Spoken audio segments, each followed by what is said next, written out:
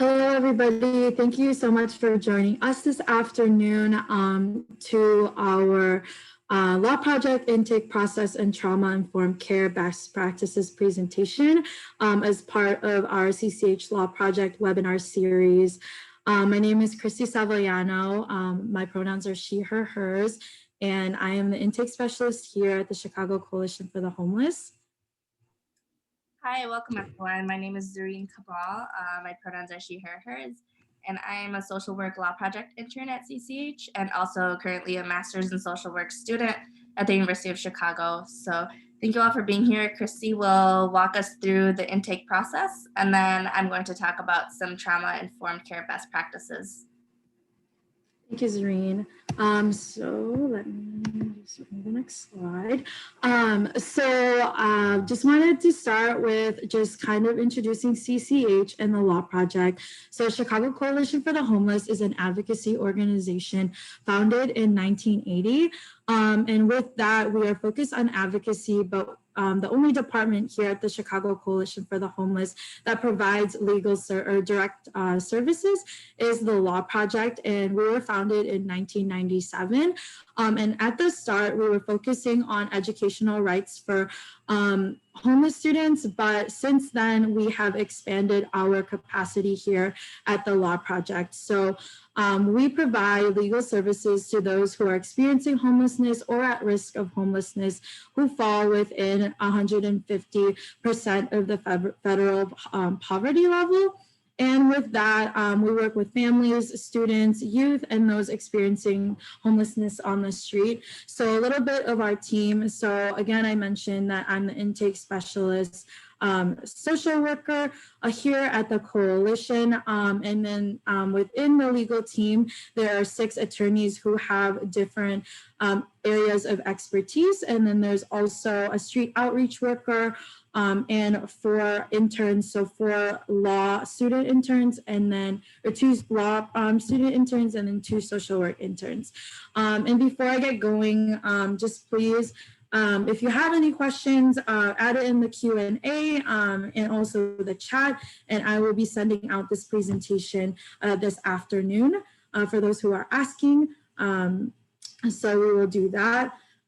And so within the types of cases that we assist with here at CCH, so one, educational rights focused cases. So if a student needs assistance in enrolling at school, we could definitely help with that.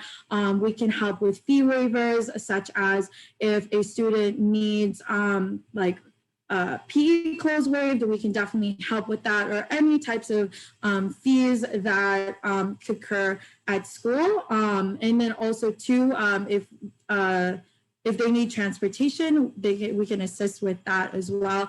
So those are the types of educational rights types of cases that we assist with. And then when it comes to health, we help with Medicaid and helping apply and what that process looks like. We have a health attorney that assists with that, and also public benefits.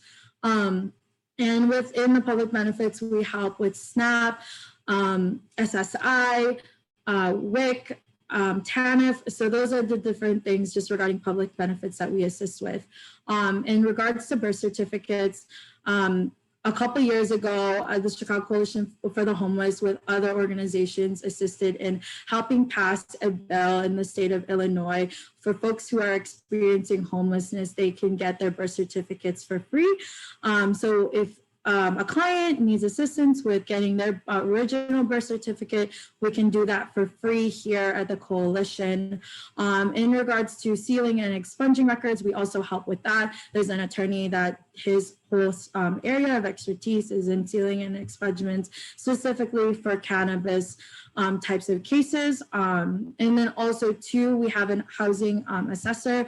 So if a client needs a housing assessment to get into the coordinated entry system, we can assist with that. And also we assist with criminal representation, a limited amount of those cases. And then also if there isn't a specific case on here that a client needs assistance with, we can always do an intake, and we could definitely help them one-on-one, what that looks like, and if we can serve them, if we have the capacity, or we can refer out to one of our organizations that we work with. So those are the types of cases that we assist with. These are some of the ones that we do assist with a lot. So if there isn't one, again, that's on here that you need for your client, we can still do an intake and see what the next steps are. And then just regarding what the intake process looks like, before COVID, we were going out into the community doing outreach at shelters, drop-in centers.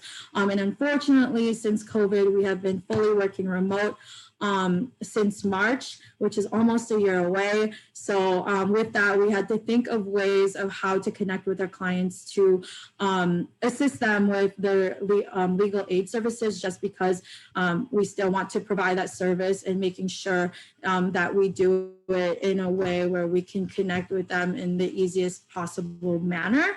And with that, we have been doing intakes during phone or Zoom, and I'll talk in a little bit in the next slides just regarding what that looks like if a client calls or we do an intake via Zoom. And again, this is really important. I really wanted to highlight this slide. This is the intake contact. So the number for clients to call is the 1-800 number, 1-800-940-1119. And that number goes directly to me. So I do all the intakes mostly, unless I am not in the office, someone else will be doing the intake, but it's usually coming to me. And also if the client wants to email, instead of calling the number first, they can email me at christy@chicagohomeless.org. So I would suggest just giving them the option of, calling the intake number right here, and we'll do an intake right there on the spot. And if not, they can connect with me via email and we can set something up. And then with that, again, just reiterating the phone number, it's 1-800-940-1119. And when the clients call, we do an intake right then, so that they don't need to schedule a phone call or anything like that, just because we already have them in the line. But if they want to schedule, if they can't do the intake right then when they call, we can help with them and make sure we're flexible to meet, to call them back. And then just regarding Zoom, we do offer to do intakes through video if they would like to instead. We usually ask when they call to see if they would like the intake right then, or if they would just want to connect via Zoom. Just because we aren't meeting in the office, we want to make sure that we are providing with some face-to-face interaction if they can. And then with Zoom as well, we work with different providers in Chicago. As I mentioned before, we like to be in the communities. We like to be in shelters or drop-in centers to do outreach. So some of our providers, if they have the capacity to do this, we connect with our providers. For example, one outreach site, they have the capacity to have Zoom up. And they usually schedule a set time to meet with clients there, because clients are still going to their offices. So they have a laptop open with Zoom, and then we know in the law project, so then we have our laptops open with Zoom from 1 to 3. And if a client comes in that particular office, we can connect with them face-to-face via Zoom. And with that, just like if a provider wants to set that intake up during like a set time where clients are coming in and we can do intakes for their legal needs, you can call us or you can email us through my email, and we can definitely connect with you to see if we can have that so we can do intakes for your clients. And then again, what to expect during intakes and services. This is just really important, so you can kind of let let your clients know what to expect, and make sure they're comfortable with that what services we provide. So just want to reiterate that we provide free legal aid here at the Chicago Coalition for the Homeless. We do not charge anything. Everything is free. And the initial intake will take around 15 to 30 minutes, just regarding what types of assistance the clients need. So that's about on average how long it will be on the phone, or if we meet with them via video call. And just emphasizing, if we don't answer the call because I'm on the phone with somebody, just please let them know to make sure to leave a message just with their name and the best way to contact them, if it's a phone number or an email, and we'll call them back within 24 hours. And if they leave an email, we'll also email them within 24 hours. And if they do not, if they don't call, I'll usually call a couple of times again. And if they don't get a message from me, or if they don't hear back from me in 24 hours, please make sure to let them know to call us back. And then within our staff at the Law Project, we have 2 of our staff who are fluent in Spanish. So making sure that we're accommodating folks who speak a different language. And if we don't have the capacity to assist with an intake who is a client that needs other language assistance, then we can connect with that client and see what the best next steps to get that intake in their most comfortable language if they're a different, if they speak another language. And then the types of questions that we ask during intake, so you can let your clients know, is just their name, their birth date, and also the contact information. And then also just regarding what it looks like for the types of questions that we ask is just to make sure we have a clear picture of what the issues look like, just what the summaries are, and just making sure also just highlighting that we don't get into a lot of detail with the summary of what that issue looks like, just because this is just the initial intake. When someone calls them back, we'll ask more questions, and also if we refer, then they will have to share their story again. So we want to make sure that we're respecting them in that way of just asking what that big picture issue looks like for the best next steps. And then within the intake process, we'll reach back out after that initial intake within a week to see if someone in the Law Project can take their case, or if we will refer them to one of the organizations that we have a relationship with. But just wanting to emphasize that someone will always call them back. And again, if they do not hear from us, please call me and email me directly as well, to make sure that someone is connecting with them, because we really pride ourselves in calling back our clients and connecting with them and doing our intakes and providing next steps. And then with that, if we do take a case for the client and they need to get forms or documents signed, we will work with them in a flexible manner to get those forms or documents signed. One of the clients that I was working with to get a birth certificate, for example, they did not. It would be best if I sent them the forms that I needed for them to sign, making sure that everything was highlighted, and letting them know that when they get that the birth certificate forms, to call me so I can walk them through what they're signing and also what they need to be filled out. And then they'll send it back to me. So that's, for example, what it looks like right now during COVID, and getting forms and documents signed. But again, we try to help the clients what's best and easiest for them to get us the forms and documentations. And with that, I mentioned that we have 6 attorneys that practice in various areas of expertise. So a client might be working with multiple people within our team if they need if they have a couple of cases. So for example, if a client calls and they need their birth certificate. They might be working with me, but then they also need their children enrolled in school. They might be also working with Alyssa Phillips, who is our educational rights attorney. So again, that we would be helping a client with multiple issues with a couple staff on the law project. And with that, I'm just going to pass it over to Zareen, and she's going to talk about trauma-informed care practices that we use here at CCH. So, thank you. Great. Thank you so much, Christy, for that overview of the intake process and those helpful tips. I already see some questions coming into the chat and Q&A, so keep those coming. Again, we'll have some space at the end to address those. So like Christy said, we wanted to highlight some trauma-informed care best practices that we try to use when assisting people experiencing homelessness.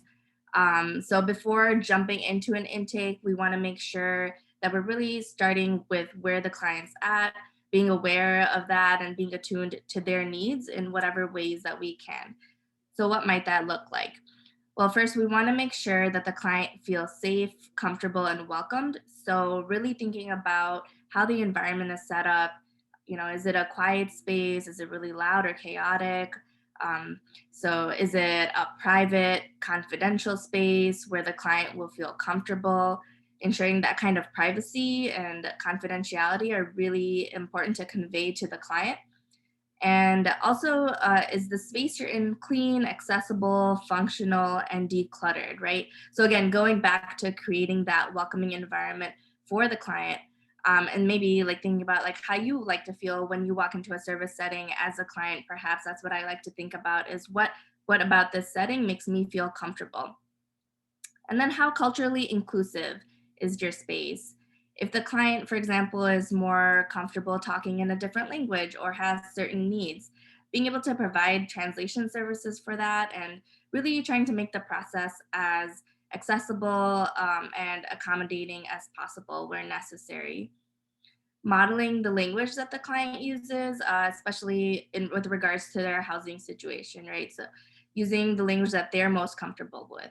So if they prefer to use the term unstably housed, for example, instead of homeless, then we want to kind of model and use that same language because that's what they're used to and that's what they're comfortable with. Another helpful tip to keep in mind when referring to us is to sort of preview what will come when it comes to intake for the client so the client can know what to expect and there's less confusion. So walking them through what it might look like or the types of questions that we might ask could be really helpful as well. And then we want to provide information resources in an unbiased manner and also providing choice wherever we can, because we know that a lot of times our clients may be in situations where they may not have a lot of choice or control over that, right? So giving them choices about how to get in contact for us, for example, so they can really have that agency and choose what they want to do. Being really transparent about the process, policies, decision making, and the services that we offer. So we want to make sure that we're giving out the information, we're telling them everything that they can expect so they know what is to come.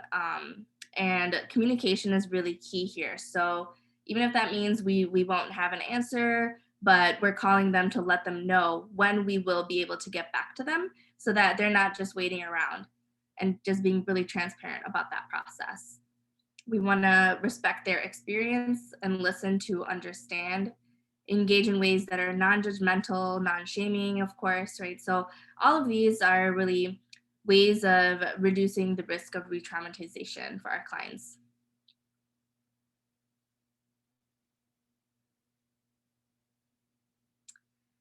So thank you so much for coming to this webinar. As you may know, this was part of a webinar series that CCH has been doing. We've already had 2 webinars, one on educational rights and one that was on public benefits, and those were recorded. So if you'd like access to those, feel free to email us. We also have 2 more webinars coming up. So there's one tomorrow on February 10th about assisting homeless and low-income clients with obtaining IDs. I think I saw something in the chat about IDs, so that would be a good one to attend.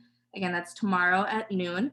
And then we have the overview of sealing and expungement, which will be on February 24th at 12:30. So definitely tune into those. We did have some questions come in, so I can give those to you guys. One is a case manager with Intervoice asked if CCH either deals with civil matters or can provide a referral to someone with a civil matter. In this case that they're referring to is personal injury attributable to landlord negligence.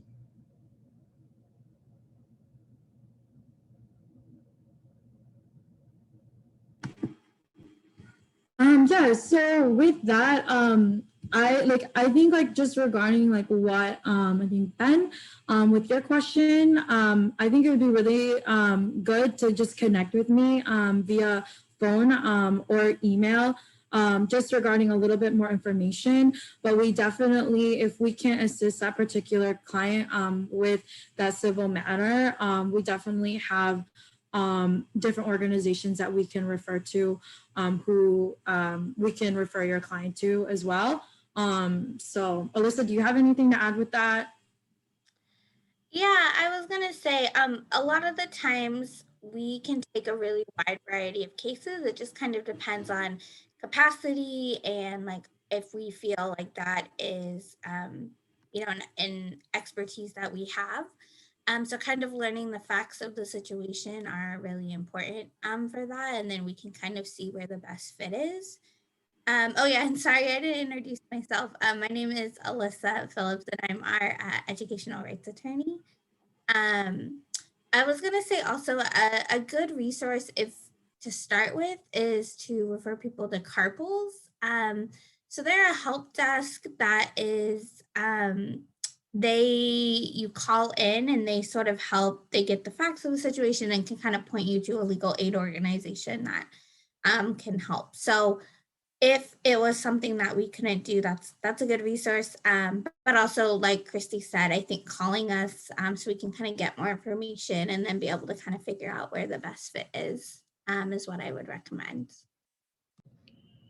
Okay, the next question was asking to give some clarity on the coordinated entry system and what happens once a client has been put into the system, and how close he or she is to obtaining stable housing, or are they just documented as being homeless with no assistance?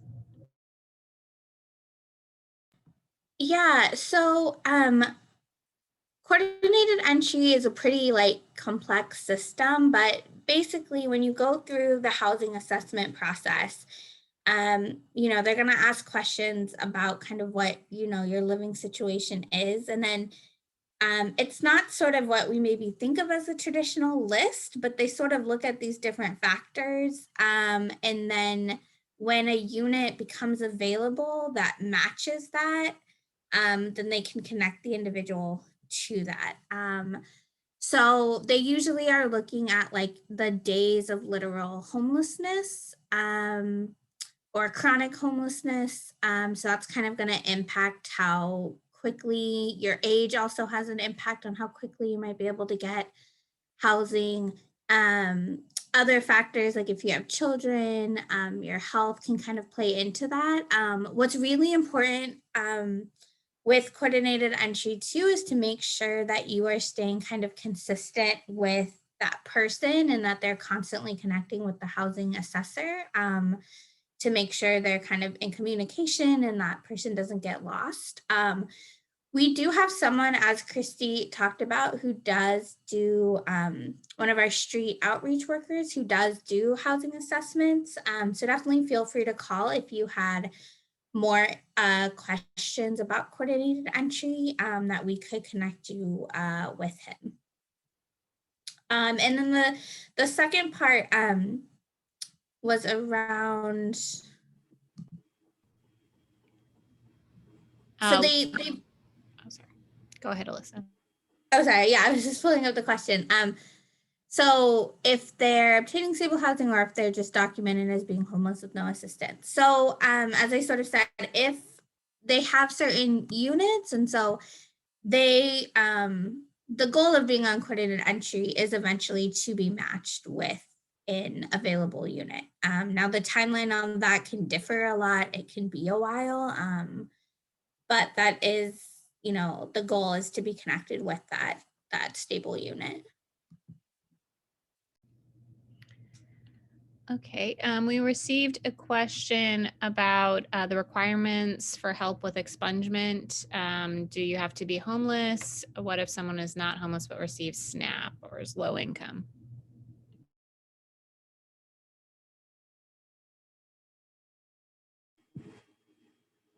So did you want to get that or do you want me to?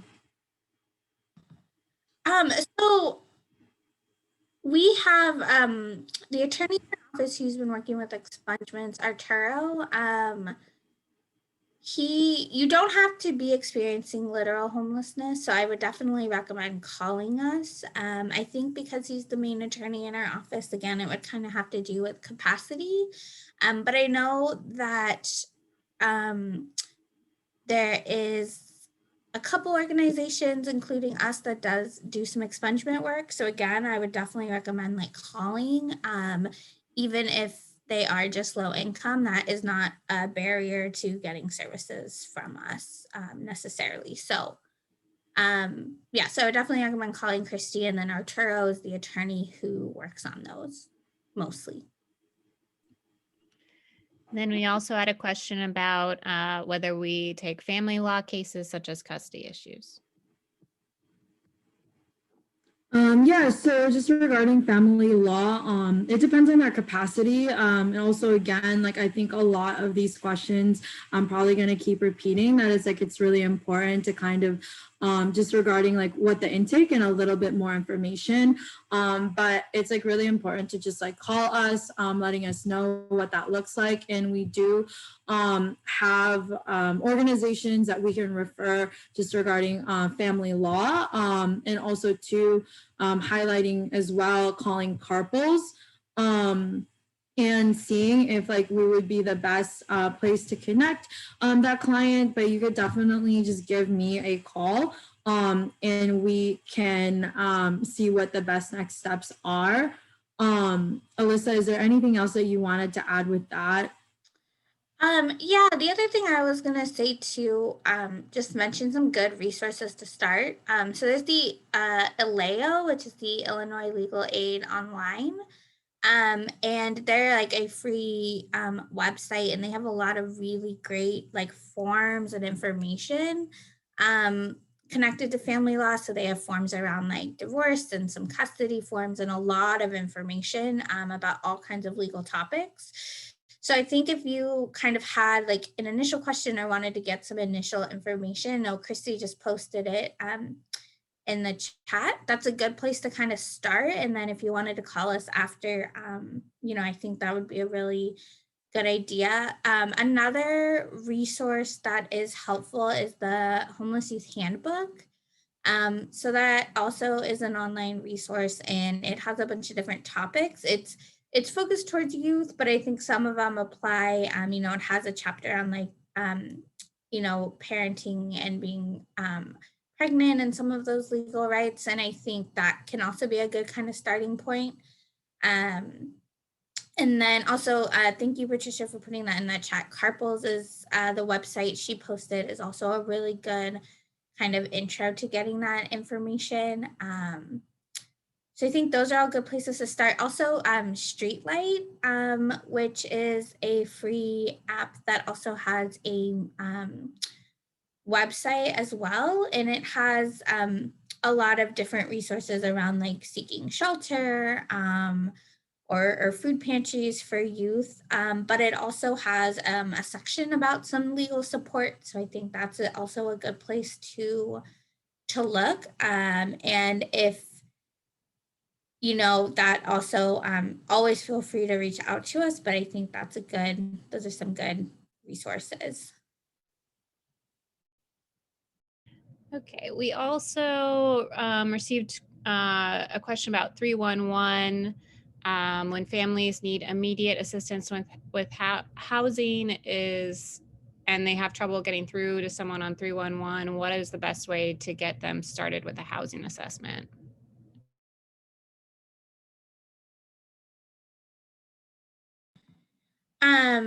So yeah, so usually you do call 311 and ask to be assessed for housing. And they connect you to organizations that do it. You can definitely feel free to reach out to Christy. As I mentioned, we do have someone in our office who does do some housing assessments.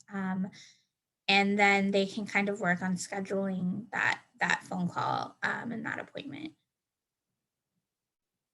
I also just want to say I saw in the chat a question about assistance for college for homeless youth, and definitely feel free to reach out. We do a lot of work with college students who are experiencing homelessness.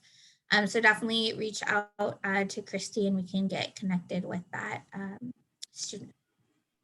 Yeah, and with that too, if you are working with students in high school who are experiencing homelessness, we do have a scholarship program here at the Chicago Coalition for the Homeless. If they are wanting to attend college, it's a renewable scholarship for their undergraduate studies. It's $3,500. They have to have experienced homelessness in high school, and there's also different criterias. And I can put the link of our scholarship program so you could share with students in high school, our college like scholarship application as well. And we received a question about whether clients need to be in Chicago or Cook County to receive services. Yeah, so clients do not need to be in Cook County or Chicago. We also assist outside of Chicago as well. So you could definitely connect with us, but also we have different partners. If you are more downstate or central Illinois, we could also connect. There's Prairie State or different things like that, but we offer services to not just folks who are in Chicago. It could be outside Cook County. Then Zareen already addressed this, but we do assist with IDs. And I'll put the link to the webinar that's coming up tomorrow in the chat right now if people would like to sign up for that webinar. I also posted the link to our upcoming webinars earlier in the chat, so you can check those out. I think the only other question we had was how to get involved in CCH's efforts.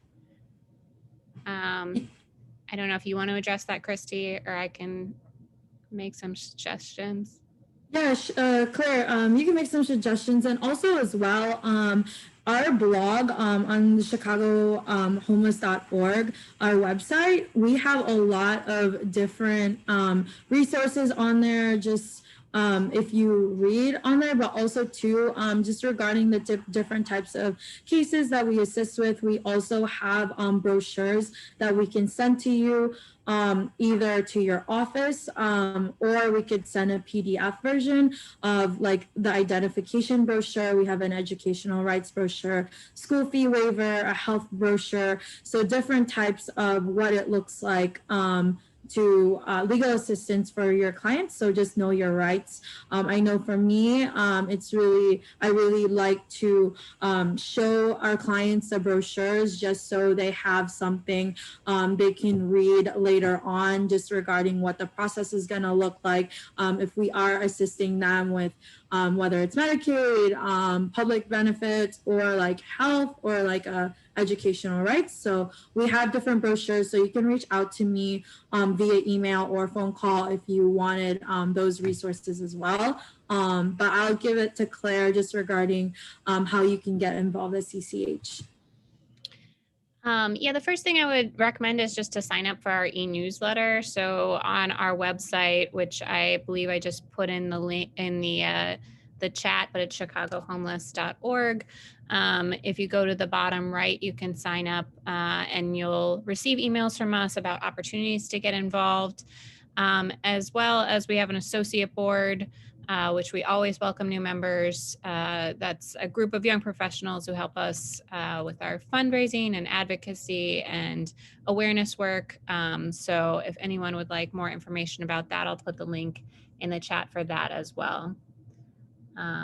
I'm not seeing any other questions.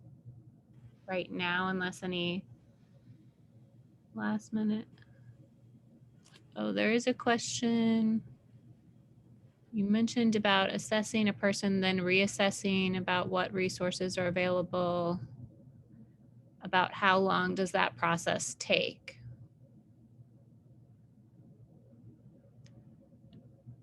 So I think the question is, how long does it take between assessing someone and reassessing? I'm not exactly sure. Is this for intakes or housing assessing? I just want to clarify. So just regarding our intake process, the initial intake is, we will call after that initial intake, we'll call back within a week, or usually earlier than a week. So usually like Monday to Friday. So hopefully that clarifies, but the client should hear back within the week. We really try to call them in a couple of days, but we usually give a week, just regarding like next steps. It looks like another question just came in about helping resources to help a family who lost their housing find an apartment or some sort of housing. Do you have any suggestions for them?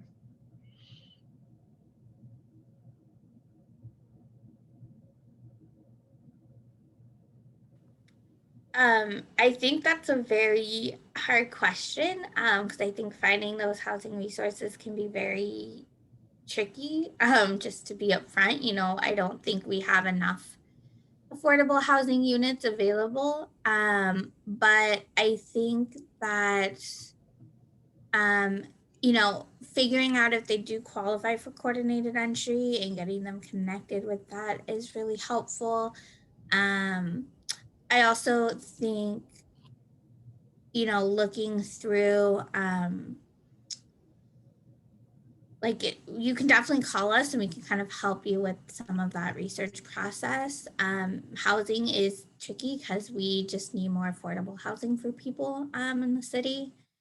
I also think, CPS is working on getting these housing coordinator positions down the line. So hopefully those are coming up soon and those folks will be able to kind of help families connect with, some resources. So I think staying up to date, about when those individuals get hired. Another one is homeless prevention funds are a great resource, and they basically can help families pay for, certain things like utility or rent if they meet certain criteria. And so I definitely think reaching out, and I believe you can call 311 to be connected to the homeless prevention services. You usually need to show that there was, an incident that came up, like a car broke down or something happened that is making it so they can't afford these payments, and then also show that the family would be able to continue to stay housed in them, which usually means showing that there's some type of stable income. But yeah, so you can call 311 to access those. I think that's a good connection for families. So yeah, those are kind of the thoughts I have on that.